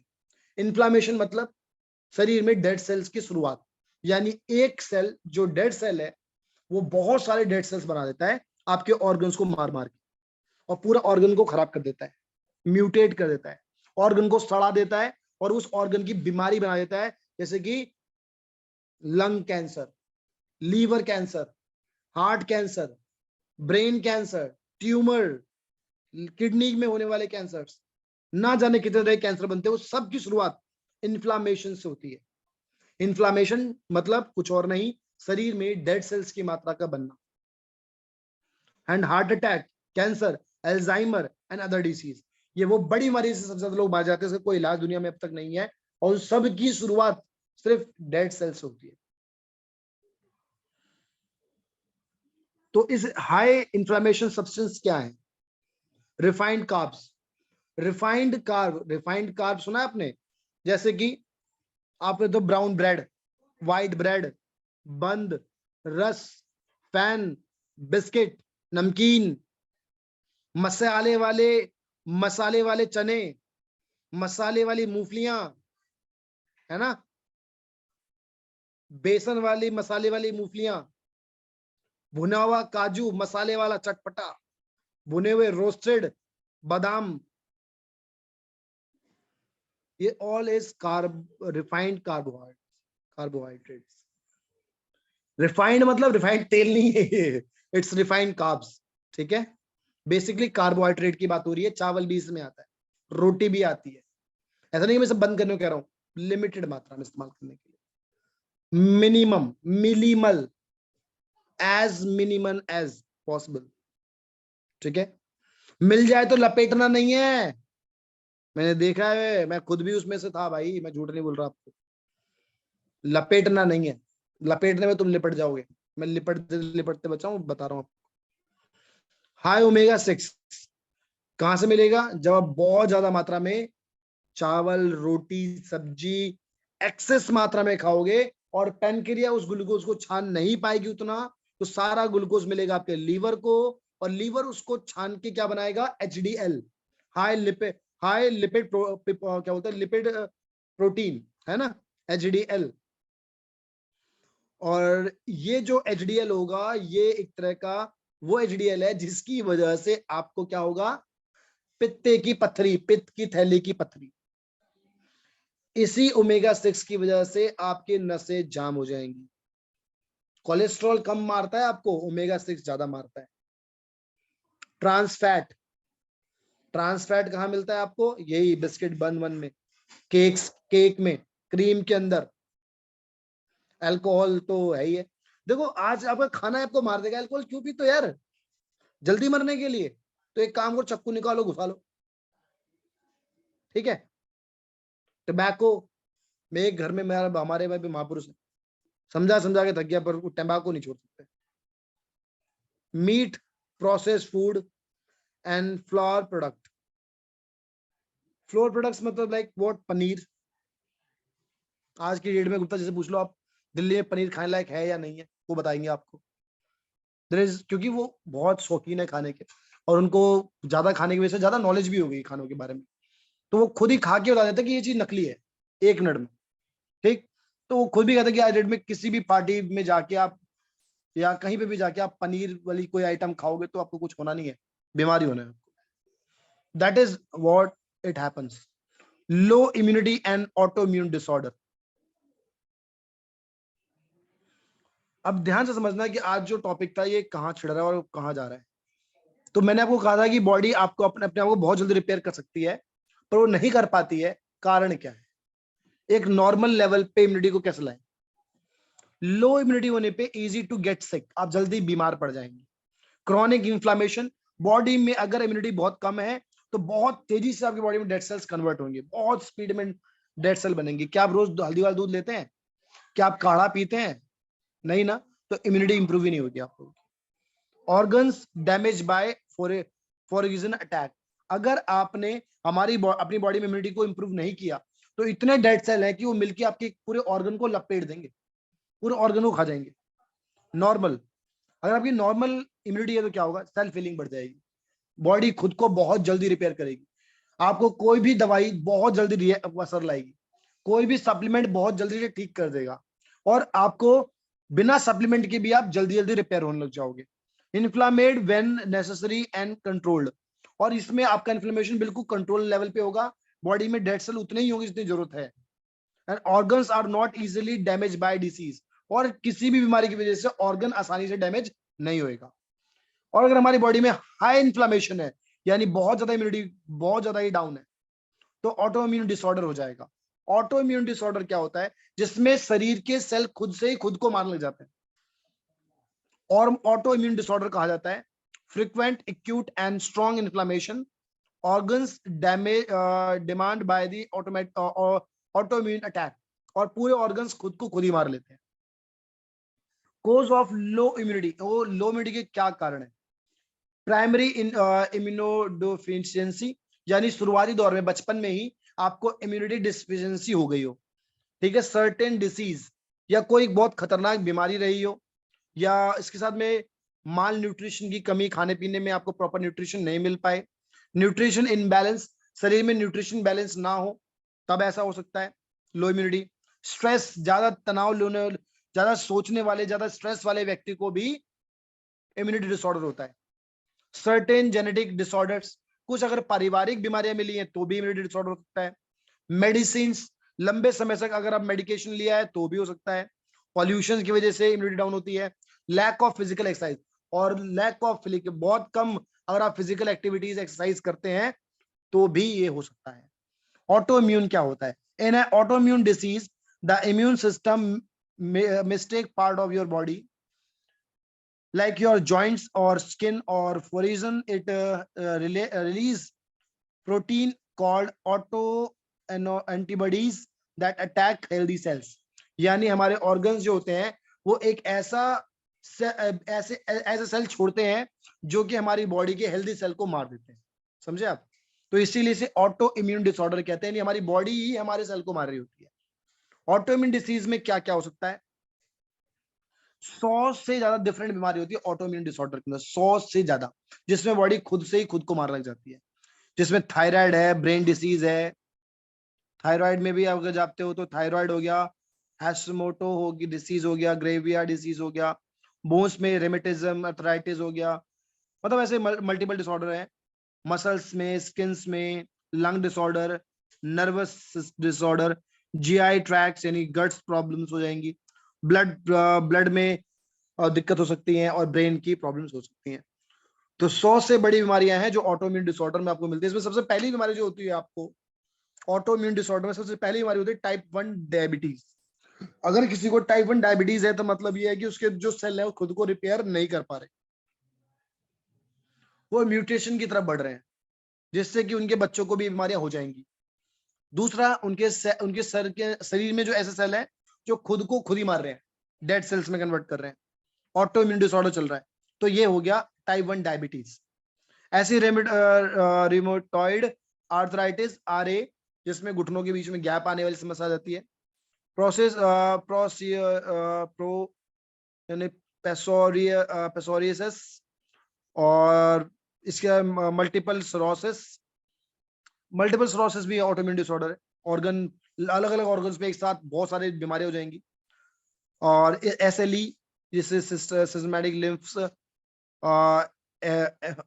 एरिथेमाटोसिस कहते हैं। इन्फ्लामेटरी बॉल डिसीज, इसको हम IBD कहते हैं। और ग्रेविया डिसीज एंड मेसाथेनिया ग्रेविया, ये हम पहले डिस्कस कर चुके हैं। तो basically improve immunity, detoxify, enhance metabolism, antibodies and anti-inflammation and antioxidant। ठीक है। तो न्यूट्रिशन इंटरवेंशन में beta carotene, vitamin C, vitamin E, vitamin D, selenium, zinc, magnesium, resveratrol यानी OPC, या फिर आप ले सकते हैं प्रोडक्ट के तौर पे क्रुकुमिन, जो कि आपके इस टाइम पे कैल्शियम में भी मौजूद है, क्रूटीन एंड एलिसिन। प्रोडक्ट के तौर पे हम बोले आपकी, अगर आपको इम्यूनिटी इंप्रूव करनी है हमारे देश अपने यहाँ पे, तो आपको OPC जरूर लेना चाहिए। 46 kg, आप यकीन नहीं मानोगे, यह सच है। 46 kg एक कैप्सूल OPC बनाने में खर्च होता है अंगूर का। आप मानोगे नहीं, बट यही सच है। एक कैप्सूल, क्योंकि OPC कैप्सूल सिर्फ बीज से बनता है, ओनली बीज, बाकी किसी भी चीज से नहीं। इसीलिए एक्चुअली ये OPC इतना महंगा होना चाहिए कि जो भी आप देखो 3,000 रुपए का, इसका एक्चुअल प्राइस 3,000 नहीं होना चाहिए, कम से कम 20,000 रुपए से 25,000 रुपए होना चाहिए इस प्रोडक्ट का प्राइस। वो तो प्रॉब्लम ये है कि प्रोडक्ट इस कंपनी का खुद का मैन्युफैक्चर्ड है और खुद की फार्मिंग है, जिसकी वजह से ये आपको एकदम रद्दी के भाव मिल रहा है 3,000 रुपए में। क्योंकि जिस जिस तरह से इसे बनाया गया है उस हिसाब से इसकी कॉस्ट बहुत ज्यादा है। आप आज की डेट में अच्छा अंगूर खरीदते हो तो कम से कम 100 से 120 रुपए किलो मिल रहा है। आप सोचो कि 1 किलो अंगूर के बीज में आप एक कैप्सूल भी नहीं बना पाओगे, और यहाँ पे आपको 90 कैप्सूल मिलते हैं एक बॉटल के अंदर, वो भी सिर्फ 3,000 रुपए में। It is really very cheap. और ये इतना हाईली एंटीऑक्सीडेंट होता है कि आपकी बॉडी में कभी भी उस डेड सेल को, पूरे ऑर्गन को बर्बाद होने से बचा लेगा। आपके किसी भी ऑर्गन को डैमेज नहीं होने देगा अगर आपने OPC खाया तो। विदेशों में एक प्रोडक्ट आता है उसको बोलते हैं रेजर्वेट्रॉल। ये अंगूर के छिलके से बनता है और OPC अंगूर के बीज से बनता है। इसीलिए हमारी कंपनी का जो एक OPC है वो आपके लिए बहुत ज्यादा जरूरी है। It is necessary for you guys. Omega 3, coenzyme Q10, zinc, green tea extract, spirulina, cordyceps, IU64, और वही हमने ऊपर पढ़ लिया, और सी बकथॉन सीड ऑयल। ये वो प्रोडक्ट्स हैं जो कि आपके इम्यूनिटी को एनहांस करने के लिए है और आपको इस लायक बनाने के लिए कि आप बीमार और बूढ़े ना हो। डॉक्टर योर सेल्फ पढ़नी चाहिए, स्पॉन्टेनियस हेल्थ पढ़नी चाहिए, and don't let your doctor kill you. ये 3 बुक्स पढ़ेंगे तो आपका बेड़ा पार हो जाएगा। ठीक है। तो न्यूट्रिशन डू मैटर्स, ये सच है कि न्यूट्रिशन बहुत ज्यादा ही मैटर करता है, इसके बिना कुछ नहीं हो सकता। It is necessary. Please consume supplementation. सही से जानिए कि आपको किस सप्लीमेंट की जरूरत है और वही कंज्यूम कीजिए। ऐसा नहीं है कि आप देखो सप्लीमेंट नुकसान नहीं पहुंचाता, पर एक बात बताओ, अब आपको पता नहीं है वो क्या खाना चाहिए और क्या नहीं, और अब अंधाधुंध सारे सप्लीमेंट खा रहे हो। कहते हैं कि भाई हम भी पहले से यही कहते आए हैं कि कोई भी सप्लीमेंट खा लो इकट्ठा, एक साथ सारे खा लो, कोई नुकसान नहीं करता। ये बात सच है, नहीं करता मान लिया, पर काम भी तो नहीं करता। फायदा नहीं कर रहा तो काम भी तो नहीं कर रहा, नुकसान नहीं कर रहा मान लिया, तो काम भी तो नहीं आ रहा आपकी बॉडी के लिए। आप खाए जा रहे हो, खाए जा रहे हो, काम भी तो आए, बॉडी को जरूरत भी तो हो उसकी। मान लो बॉडी को जरूरत है नहीं और आप बस ठूसे जा रहे हो, तो क्या होगा, आपको नुकसान हो जाएगा यार उसकी वजह से। मैंने आपको एग्जाम्पल दिया था ना फोन की बैटरी का, आप समझो उसको। सप्लीमेंट भी खाना ही है, वो दवा, वो कुछ और नहीं है। और वो भी एक्सेस मात्रा में खाने से, उससे भी वही दिक्कतें होंगी जो कि खाने से होती हैं, समझे। इसीलिए आपको मैं यही सलाह दूंगा कि अपना एक अच्छा सा फुल बॉडी स्कैन कराना चाहिए, और उसके हिसाब से उस वक्त जिन जिन प्रोडक्ट की आपको जरूरत है बस वही खाते रहना चाहिए, और कुछ नहीं।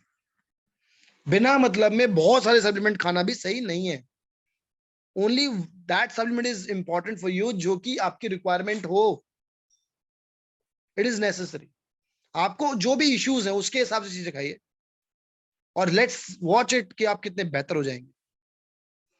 हर सप्लीमेंट खाने की जरूरत नहीं है आपको। The better Tians, better life. Thank you everyone. Have you liked the session? और अब इसके आखिरी में हम आ गए और सवाल जवाब लेंगे अब आपके। तो जिसके भी जितने भी सवाल हैं अपने हैंड रेस कर सकते हैं जल्दी जल्दी। उसके साथ साथ मैं आपको एक वीडियो कहा था दिखाने के लिए, तो उधर देखता हूँ वो है कि नहीं, मिल जाएगी तो I will show you the video.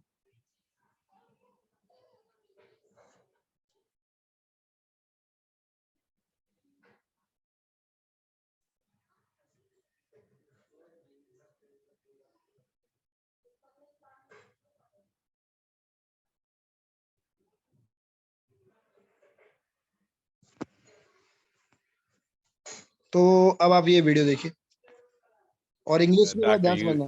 you hit on the third leading cause of death in the United States, and I'm sure most of us could figure it's either heart-related or cancer or diabetes, things like that. Can you clue us into what that is and why? Yeah, okay, and thank you for asking that, because this is the 10,000-pound gorilla in the room that nobody's talking about. The third leading cause of death, as published in the Journal of the American Medical Association, is MD-directed treatments.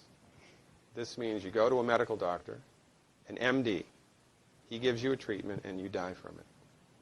According to the United States Department of Health and Human Services, 15,000 Medicare patients a month are killed by MD treatment, and nobody goes to jail. A handful of terrorists fly 2 planes into the Twin Towers. 3,500 people die, and we go to war. But 15,000 people a month are killed by medical doctor treatments, and we don't bat an eyelash. This is because we have been, I don't want to say brainwashed, that's not the correct term, but we have been, for the last 100 years, kind of led into this false belief. You know, I think it was Marcus Welby that started it, that the medical doctor is king and knows everything about everything. And really, you need to just shut up and follow your medical doctor's advice. Most people in the United States have no idea at all of the history of the evolution of medicine in the United States. In the early 1900s, it was a relatively level playing field between the chiropractors, the osteopaths, the homeopaths, and the MDs. In 1915, 1920, there was something called the Flexner Report. The Carnegie Corporation funded this man named Abraham Flexner. He went all around the country, and he went on stagecoach and train and horseback. This was before the interstate highway system, right? Took Flexner 5 years to do this. He went all around the country and did an inventory of all of the medical schools that prescribed drugs. He brought the list back to the Carnegies, who own drug companies, and then the Carnegies and the Rockefellers gave millions of dollars of free money to the medical schools and hospitals in the United States that were prescribing drugs. That was the beginning of the end. After the Flexner Report, there was no more level playing field in the United States. And the MDs started a juggernaut that's taken off. Most people in the United States think that the predominant medicine here, MD-directed pharmaceutical medicine, we think that those guys are top dog because their therapeutics are better than the homeopaths or the naturopaths or the chiropractors. It's not. They're in the driver's seat because of political and financial coalitions that were built at the turn of the century that most people have no idea of at all. And it's a gigantic problem. And I mean, it's crazy, right? It's the third leading cause of death. And yet, when the government makes noise about messing with people's insurance, everybody freaks out. And that's a whole other thing to talk about, isn't it? Because what is medical insurance?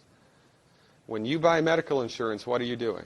You're betting that you're going to get so sick you will not be able to afford it. Right? Yeah. Right. And then, so you pay good money every month to gain access to a system of medicine that's the third leading cause of death in the United States. We need our heads examined, quite frankly. That's why we give, Dr. Wallach and myself collectively, we give 400 free lectures a year. And we're building a grassroots network because people don't know this. I mean, I come to my lectures and they look at me and say, couch potatoes live longer? Medical doctors, the third leading cause of death? You know, what's going on here? We're like the people, in Galileo's time saying, hey, everybody, it's the sun that's at the center of the solar system, not the Earth. Well, hey, everybody, the Earth is round, it's not flat. Or, hey, everybody, slavery's a bad thing. Right? This is we have a social agenda here. Why do we have a social agenda? Because people are suffering needlessly. You wouldn't believe, as God is my witness, you would not believe the things that I've seen people recover from in holistic medicine. The body's ability to fix itself is remarkable. And most of the time, all that the body needs to do that is the raw materials that it needs to do that. And we need to stop eating food that's hurting the body. If you put diesel fuel in an unleaded engine, even if it's a brand new Ferrari, it's going to run like crap if it runs at all. And there's nothing wrong with the car, it just had the wrong fuel. It's the same with the human body. You give the human body the raw materials that it needs, clean up the diet, Superman, Superwoman. And if you don't get to super status, then at least your blood pressure normalizes, at least your arthritis goes away, at least your anxiety and panic attacks go away, and you can sleep through the night.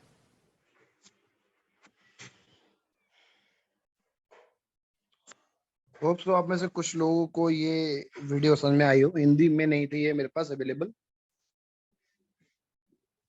तो ये video मैंने आपको दिखाई इसीलिए क्योंकि इस बारे में बात करने में भी हम लोग डरते हैं कि हम ऐसे कैसे बात कर सकते हैं। और यहाँ पे एक बहुत बड़े साइंटिस्ट डॉक्टर हैं जो खुद भी ये बात मानते हैं और ये पूरी दुनिया में हर महीने में हर साल 400 से ज्यादा लेक्चर देते हैं वो इस टॉपिक के ऊपर कि कैसे डॉक्टर आपको मार रहे हैं। और दुनिया में और खासकर अमेरिका में तीसरा सबसे बड़ा मौत का जो कारण है वो एमडी डॉक्टर्स हैं। ये डॉक्टर बता रहा है कि जब 2 टेररिस्ट ने प्लेन चोरी किया था और ट्विन टावर उड़ा दिया था तो 3500 लोग मारे गए थे। और उसके बाद हमने पूरे आतंकियों के खिलाफ में एक वॉर छेड़ दी थी और पूरे वर्ल्ड में हमने जहां पे आतंकवादी जुड़े उन्हें मारा। पर यहाँ तो हर महीने एक डॉक्टर 15,000 लोगों को मार देता है और उसके ऊपर कोई केस नहीं होता और कुछ भी नहीं होता। और बस हमें ब्लाइंडली डॉक्टर को फॉलो करने कहा जाता है कि डॉक्टर जो कहता है वो सही है।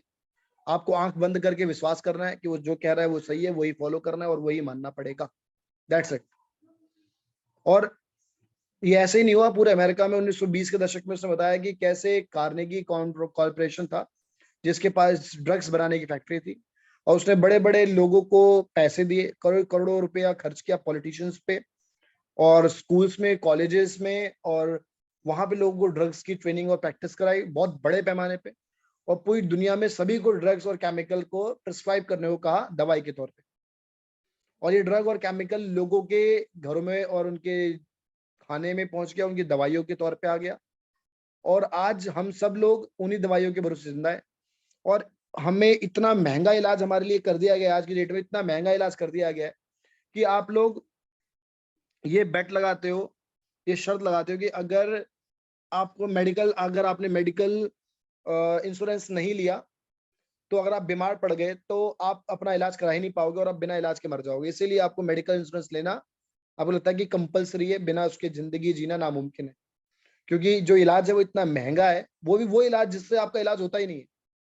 वो इलाज इतना ज्यादा महंगा बन चुका है कि उस इलाज को कराने के लिए आपको इंश्योरेंस लेना आपको लगता है कि बहुत जरूरी है।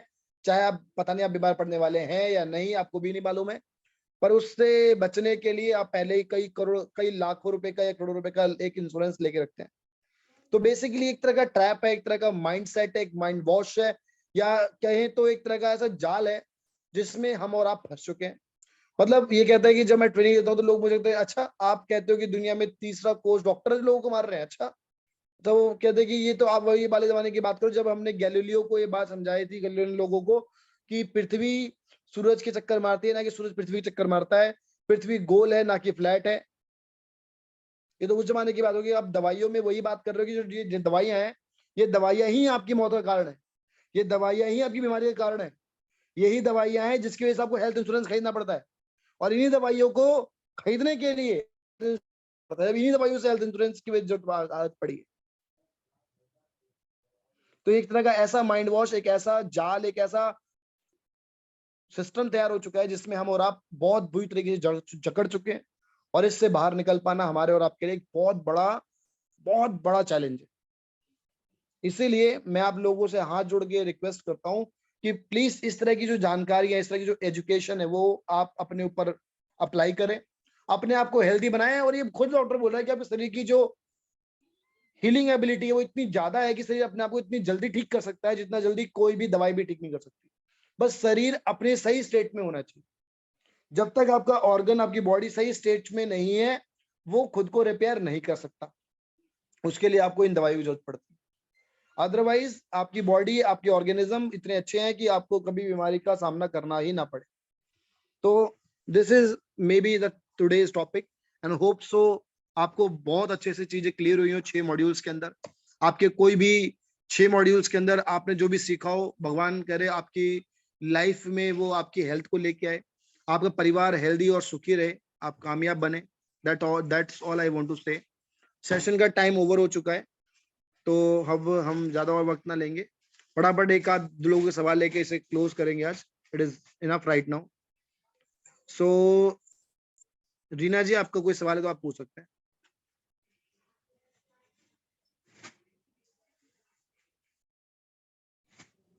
Hello, good morning sir. हाँ जी। वो सर मैं ये पूछना चाहती थी सर कि मेरे हस्बैंड है जो, उन्हें स्टड डले हुए हैं, तो सर मैं उनके लिए, आपने बताया था कि भुना हुआ चना शरीर के लिए बहुत अच्छा होता है। तो सर काफी बोलते हैं कि वही खून को ना गाढ़ा बनाता है, तो सर हम उसको दे सकते हैं सर? खून कभी भी गाढ़ा नहीं बना सकता चना, ये गलतफहमी है। जिसने भी कहा उसको पता ही नहीं है लगता है। चना सिर्फ शरीर को साफ करता है, खून को पतला करता है और डेड सेल्स को बाहर निकालता है। उसका किसी भी तरीके से खून गाढ़ा करने में रोल नहीं है। ठीक है सर ठीक है सर। सर पता है क्या, वो ना तो काफी कभी कभी है ना, तो जैसे कि बीड़ी है, तो बाहर गाड़ी चलाते हैं ना, तो बीड़ी का सेवन करते हैं। तो मैं ये सोचती हूँ कि उनके बैग में ना कुछ ऐसा डाल दूं भी जो खाने के, उसको थोड़ा बहुत बाहर की तरफ तो ऐसा खाना नहीं होता जैसे कि घर पे खाया जाता है। तो उसके हिसाब से सर मैं उसके है ना बैग में जो भुने हुए चने होते हैं जो उसमें टिफिन में रख सकती हूँ। बिल्कुल, तो थोड़ा सा। भुने हुए चने रखो। इसके अलावा आप उनके बहुत सारे तरह के फल काट के और बहुत सारी तरह की सब्जियां काट के उसमें एक फ्रूट सैलेड, एक वेजिटेबल सैलेड बना के उनको दो, वो बहुत अच्छा रहेगा। और उनकी बीड़ी बंद करवाओ, वरना उनको वो ठीक नहीं हो पाएंगे आने वाले टाइम पे। सर बोलते तो बहुत हैं, वो कहते हैं ना कि आ खुद मुझे खा, तो जहर को खुद खाते हैं हम, को जहर नहीं कहता हमको कि भाई हमको खा, तो हम सर अपने आप पे तो कंट्रोल कर सकते हैं, लेकिन सर अब बाहर रहने आपको वालों हम को तो नहीं समझा कर सकते हैं सकते। और हम और आप कुछ नहीं कर सकते। That's I understand. दैट्स हाँ all. Sir. Any more question? बस सर, सर वो ना मेरी एक गुड़िया है 23-24 साल की, तो वो ना बहुत वीक है। तो आज उन्होंने देखा था, जैसे कि प्रोटीन लॉन्च हुआ था अपना, मैं गई थी वहां पे रोनी 10 सेक्टर में। तो मैंने देखा था, तो आज उन्होंने देखा था कि 2 के साथ 1 फ्री है, तो कौशल्या जी के पास भी मैंने फ़ोन किया था, मेरी समझ में नहीं आई। मैं बोली दीदी मेरे को ना ये प्रोटीन चाहिए बच्चों के लिए, तो बोली हाँ भई ले ले 2 हैं तो 1 फ्री है। सर क्या मैं उसको दे सकती हूँ सर? हाँ हाँ बिल्कुल दे सकते हो। Okay sir. Thank you sir मुझे बोलने का। अर्पणा जी आपका सवाल जल्दी से, फिर खत्म करते हैं, इसे क्लोज करते हैं आज। Good morning sir. Morning. Sir session तो बहुत अच्छा है और सर एक चीज है